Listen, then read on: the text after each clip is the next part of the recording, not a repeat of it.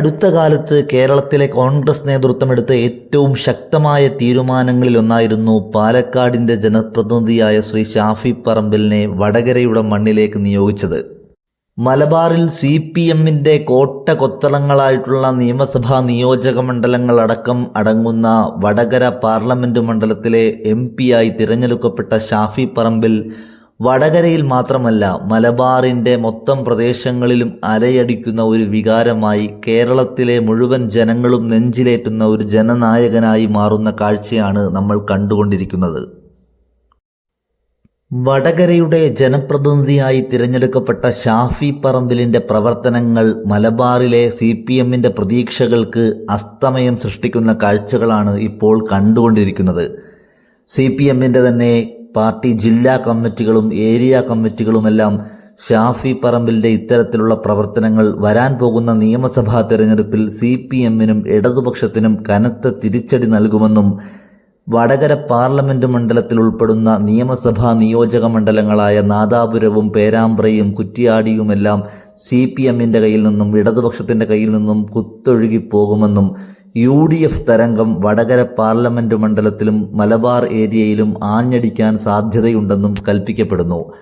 അതുകൊണ്ട് ഇനി വരാൻ പോകുന്ന ദിവസങ്ങളിൽ ഷാഫി പറമ്പിലിനെ ടാർഗറ്റ് ചെയ്യുന്നതിന് വേണ്ടിയിട്ടുള്ള ശക്തമായ നീക്കങ്ങൾ സൈബർ പോരാളികൾക്ക് നിർദ്ദേശം നൽകിയിരിക്കുകയാണ് CPM.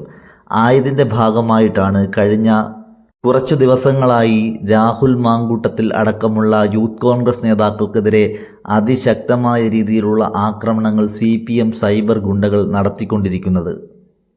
ഷാഫി പറമ്പിലിൻ്റെ ഏറ്റവും വലിയ ശക്തിദുർഗങ്ങളായ രാഹുൽ മാങ്കൂട്ടത്തിലിനെയും VD സതീശനെയും ഷാഫിയിൽ നിന്നും അകറ്റുക എന്നുള്ളതാണ് CPMൻ്റെ ആദ്യ അജണ്ട. അതിൻ്റെ ഭാഗമായി രാഹുൽ മാങ്കൂട്ടത്തിനെതിരെ ഉണ്ടയില്ലാ വെടികൾ പൊട്ടിച്ചുകൊണ്ട് പരമാവധി നാറ്റിക്കാനും അതിലൂടെ ഷാഫി പറമ്പിലിനെയും രാഹുൽ മാങ്കൂട്ടത്തിനെയും രണ്ടു തട്ടിലാക്കുവാനുമാണ് CPM ശ്രമിച്ചത്.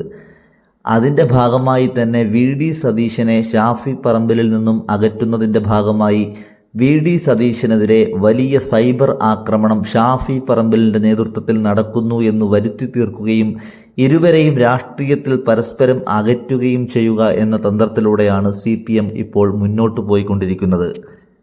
ന്യൂനപക്ഷ ജനവിഭാഗത്തിൽ നിന്നും രാഷ്ട്രീയത്തിൽ കടന്നു വന്ന ഷാഫി പറമ്പിൽ ജാതി മതഭേദമന്യേ രാഷ്ട്രീയത്തിൽ ഉടനീളം എല്ലാ ജനവിഭാഗങ്ങളെയും ചേർത്തു പിടിക്കുകയും മതത്തിൻ്റെയോ ജാതിയുടെയോ ഐഡൻറ്റിറ്റി തൻ്റെ ഒരു പ്രതീകമായിട്ട് മുന്നോട്ട് വെക്കാതെ ശക്തമായ രാഷ്ട്രീയ പോരാട്ടവും ഉമ്മൻചാണ്ടി സ്വീകരിച്ച ജനകീയ ശൈലിയും മുൻനിർത്തി മുന്നോട്ട് പോകുന്ന ഒരു രാഷ്ട്രീയ പ്രവർത്തകനാണ്.